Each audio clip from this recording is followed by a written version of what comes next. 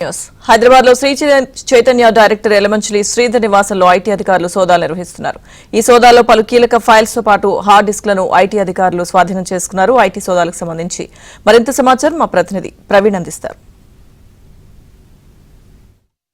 దేశవ్యాప్తంగా శ్రీ చైతన్య కళాశాలపై ఐటీ శాఖ అధికారులు రెండో రోజు సోదాలు కొనసాగిస్తున్నారు. సోదాల్లో భాగంగా ఇప్పటికే కార్పొరేట్ ఆఫీస్తో పాటు శ్రీ చైతన్యకు సంబంధించినటువంటి సంస్థలపైన సోదాలు అయితే కంటిన్యూగా కొనసాగుతున్నాయని చెప్పుకోవచ్చు. ప్రస్తుతం మాదాపూర్లోనే దాదాపు 3 బ్రాంచుల్లో ఏకకాలంలో దాదాపు 4 ప్రత్యేక బృందాలు ఆ సోదాలు కూడా కొనసాగిస్తున్నటువంటి పరిస్థితి అయితే స్పష్టంగా కనబడుతుంది.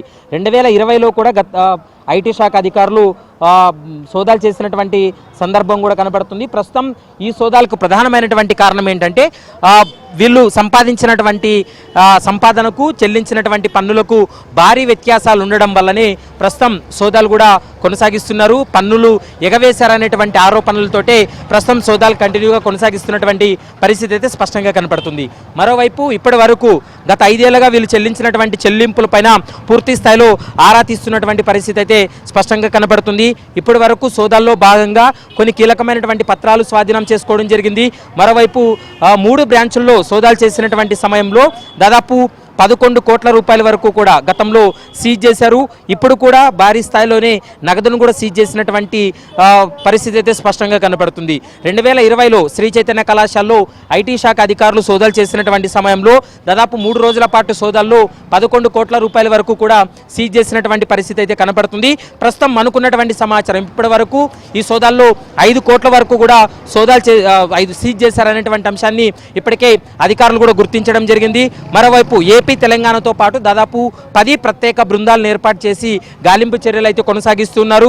శ్రీ చైతన్య కళాశాలతో పాటు అనుబంధ కంపెనీలు కావచ్చు, వారి డైరెక్టర్స్ ఇళ్లలో, వారి కార్యాలయాల్లో కూడా ఏకకాలంలో సోదాలు కొనసాగిస్తున్నారు. ముఖ్యంగా అడ్మిషన్లు, ట్యూషన్ ఫీజుల పేరుతోటి విద్యార్థుల నుండి భారీగా డబ్బులు వసూలు చేసి వాళ్ళు వసూలు చేసినటువంటి డబ్బుకు పన్ను ఎగవేశారనేటువంటి అభియోగాలు, ఆరోపణలతోటే ఇప్పుడు సోదాలు కూడా కొనసాగిస్తున్నటువంటి పరిస్థితి ఉంది. లావాదేవీలకు సంబంధించినటువంటి ఒక సాఫ్ట్వేర్ను రూపొందించడం జరిగింది. ఆ సాఫ్ట్వేర్ను సైతం ప్రస్తుతం నిపుణులతోటి వాటిని అనాలిసిస్ చేస్తున్నారు.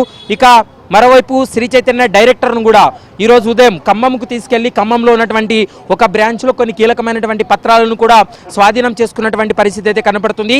ఇక డైరెక్టర్ శ్రీధర్ నివాసంలో కూడా ఏకకాలంలో సోదాలు చేసి కీలకమైనటువంటి డాక్యుమెంట్లు కూడా స్వాధీనం చేసుకున్నటువంటి పరిస్థితి కనపడుతుంది. ప్రస్తుతం ఈ సోదాలకు సంబంధించి 5 సంవత్సరాల రిటర్న్స్ ఏవైతే ఉన్నాయో ఐటీ రిటర్న్స్, వాటికి సంబంధించినటువంటి పత్రాలన్నీ పరిశీలిస్తున్నారు. అకాడమిక్ ఇయర్కి సంబంధించినటువంటి అడ్మిషన్ ఒక్కొక్క విద్యార్థి ఎంత పెద్ద మొత్తంలో వీళ్ళకి చెల్లిస్తున్నారనేటువంటి డాటాను మొత్తం కూడా పూర్తి స్థాయిలో ఐటీ శాఖ అధికారులు అనాలిసిస్ చేస్తున్నారు. ఈ రోజు రేపు 2 రోజుల పాటు ఇంకా ఐటీ సోదాలు కూడా కొనసాగేటువంటి అవకాశం ఉంటుంది.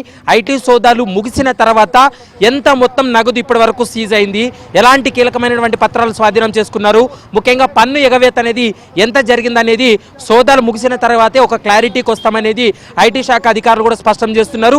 చూడాలి మరి శ్రీ చైతన్య కళాశాలలో జరుగుతున్నటువంటి సోదాలకు సంబంధించి ఇప్పటి వరకు కళాశాల యాజమాన్యం అయితే మాత్రం స్పందించలేదు.